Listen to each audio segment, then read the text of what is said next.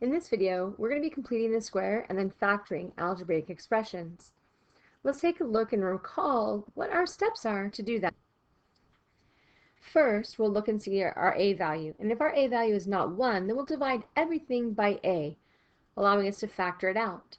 Then we'll write plus leave a spot in the c's place, divide the b value by 2, square the answer from step 2, and then write that answer from step 3 into the c's place.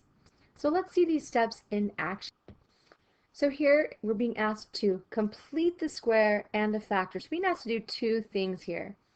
So if we take a look, we have a 4x squared minus 8x. So we have an a value of 4, which is not a 1, so we'll need to divide everything by 4. So we are going to essentially factor out that 4, which is then going to leave us with an x squared minus 2x, and from here we'll add our plus leave a space. Now we'll take our b value, which is negative 2, and we'll divide that number by 2, which gives us a negative 1. Then our third step is to square that answer, which is a 1, and we'll put that up into our c's place. Now this portion right here, that is the completed square. But we still need to write it in factored form. So in order to do that, we're going to pull down the number that we pulled out, so 4, then parentheses. We're using the letter x, and what we're going to look at is the value that we squared. And that's what we're going to write down, and then quantity squared. And that is our factored form. So if you're wondering why in the world we used the negative 1 to bring down, it's because if we were to take that x minus 1 times x minus 1, and we were to FOIL that, it would give us an x squared minus 2x plus 1, which is what our inside piece right here is all about. And so we're trying to factor that. So we're going, gosh, which two numbers can we multiply to get that 1 but add to negative 2?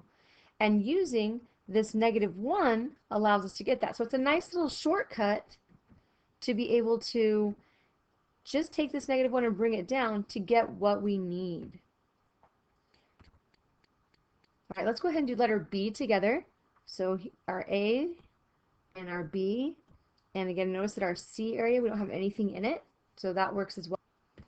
If we had a C value, there'd be something else that we would do, and we'd show that later in a different video. So here we see that our A is a 2, so we're going to need to factor out a 2 from everything. So we're going to bring our 2 out, leaving us with x squared plus 5x, and then of course our plus leave a space. From here, we're going to take our b value of 5 and divide that by 2, which gives us a 5 over 2. Now we're not worried that it's a fraction. Everything will turn out okay. So here we have a 5 over 2 squared, which is going to give us an answer of 25 over 4. We'll take that and we'll put that into our plus leave a space.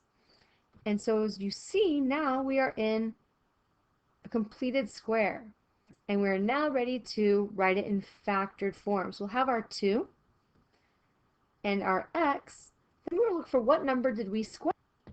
Well, we squared our 5 over 2, and it was positive. So we'll write positive 5 over 2. Then we'll close that, and we'll square it.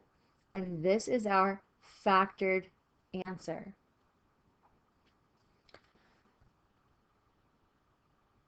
Let's have you try letters C and D on your own. So go ahead and push pause and work those out. Then when you're done, push play and we'll see if you were right. You should have begun by factoring out the 3, leaving you with 3 times x squared plus 3x plus leave a space. Taking half of 3 gives us 3 over 2. Squaring that is going to give us a 9 over 4, which is what you should have in your leave a space. So that is the completed square.